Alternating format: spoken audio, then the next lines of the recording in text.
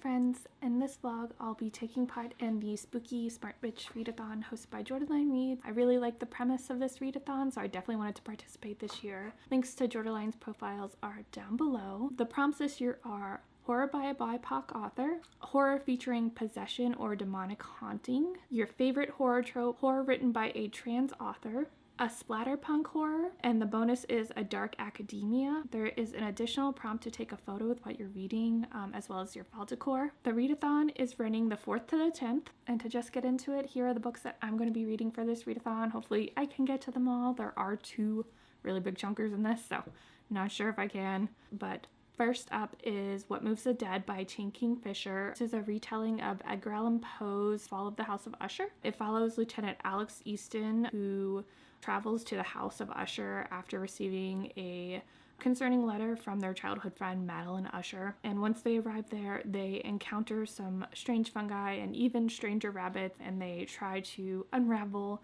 what might be going on at the House of Usher. And this one would fall under the horror featuring possession prompt. And to go along with this, I do plan on reading or rereading Edgar Allan Poe's Fall of the House of Usher. I read this in high school, but I honestly don't really remember anything about it, so this just have some context for What Moves the Dead. And then for the splatterpunk prompt, I'd like to read Battle Royale. This has been on my physical TBR for a while now, about a year I would say. This is by Kushan Tamaki, and this is the new translation by Nathan Collins that I'll be reading. And I think a lot of people might know what this is already because The Hunger Games is compared to it a lot, but this is about a class of 9th grade students who are randomly selected for the program, which is a combat experiment that selects 50 9th grade classes where the students have to kill each other, I believe, until the last person from each class is standing. And I'm crossing my fingers I finish this one in this vlog. It is kind of chunky,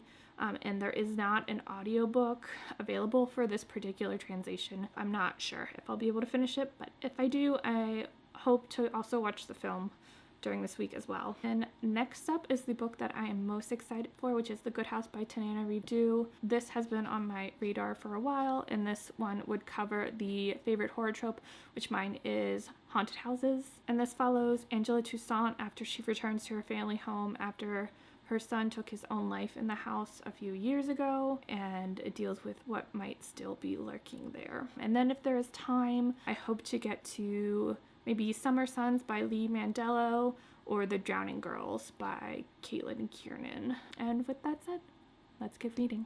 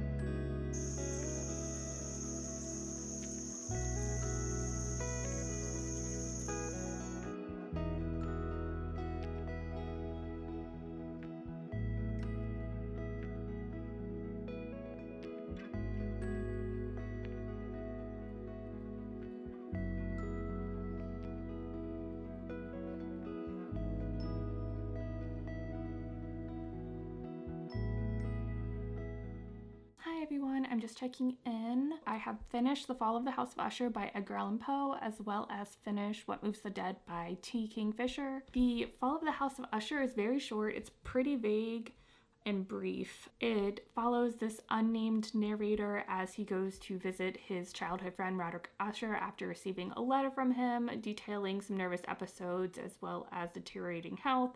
And when he gets there, he meets Roderick's sister, Madeline, who has a mysterious illness as well as catalepsy.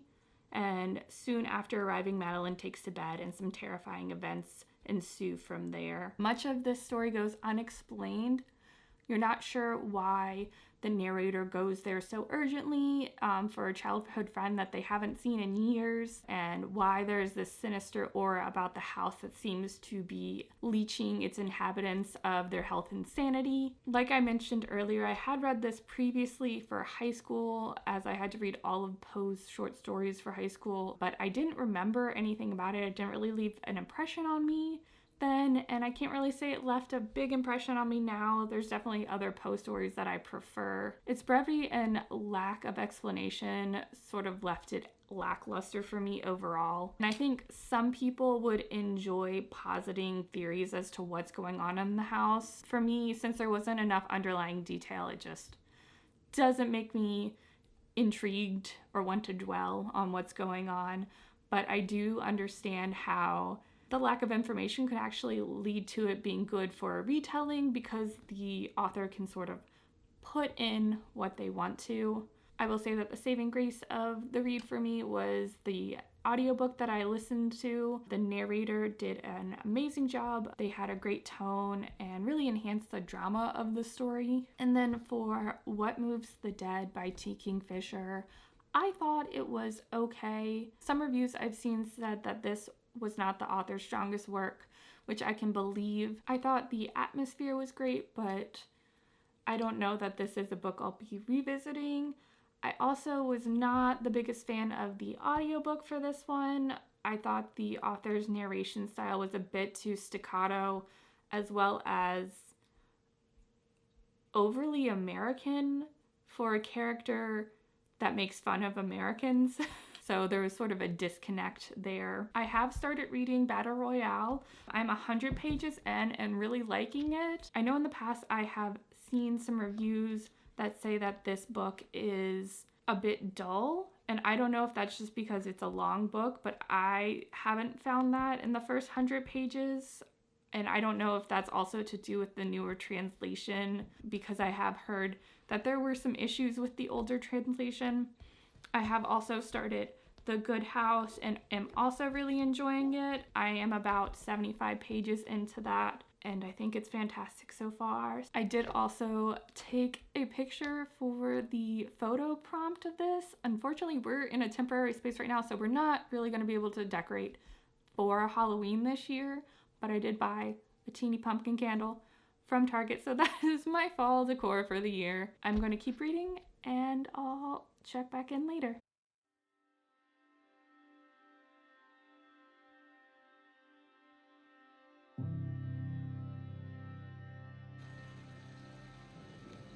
This is Audible. Griot Audio presents an unabridged recording of The Good House by Tanana Reeve Dew, narrated by Robin Miles.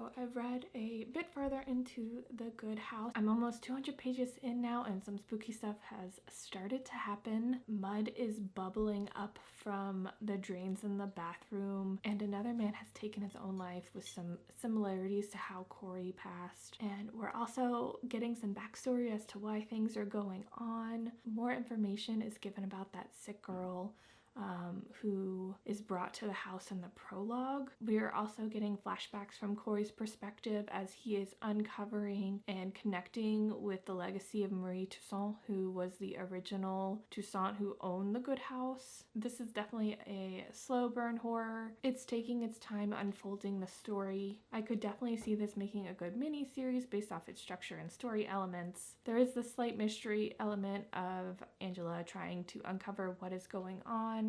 I say slight because Tananarive does lay out what is happening, I would say fairly quickly. That may change later on, and there may be more twists, but so far it doesn't leave the reader too long guessing as to what is happening. There also seems to be a romantic subplot forming, as well as a potential love triangle. This is one aspect that I am not crazy about. I haven't read a ton of horror with romance in it, and I don't know if that's something that I really even particularly look for in the genre, but I do think that that could be an appeal for some people who might not like just straight horror. I also think it leans a bit literary, which I think the romance element makes sense in that context. With that, I'll check back in later. I think I am going to go get my nails done. We are going to a concert this weekend for a band from my childhood and making a weekend trip out of it. It does mean that Friday, which is tomorrow, is the last day that I can film for this video, as we are going to be getting up bright and early on Saturday to leave for our trip.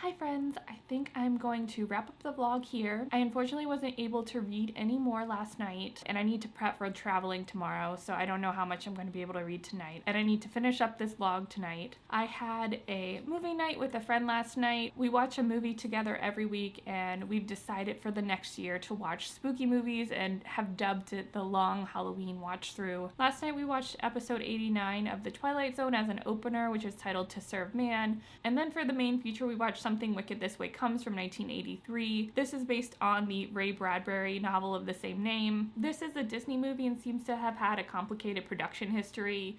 There were a bunch of directors set to direct it at different points, and I think Ray Bradbury originally wrote the script, and then somebody else rewrote it, and then Ray Bradbury came back on and finished it. It's not the most polished movie, but it was a fun time. If you love a Halloween decom, I would definitely give it a watch, especially if you haven't seen it before. It's no Halloween Town, but it has a nice fall atmosphere and scenery. They cut out a lot of the action and scary stuff from the book, so it kind of feels like a SparkNotes version of that. And there is a ton of standing around and talking, but if you haven't seen it and you like these films, I think you might have a good time with it. It seems like a good movie to have on in the background while you're carving pumpkins or baking fall treats. They also altered the ending of it, which I'm not a fan of the book ending, to be honest. The beginning of the book has a great sinister aura to it, but it ends with a Goosebumps-esque resolution, which I think is a letdown for how great the start is. But I'm going to end off here. I hope you enjoyed this video. This is my first one on the channel, so hopefully I'll make more, and if you liked what you saw, don't forget to subscribe. Thanks for watching, and I'll see you guys next time.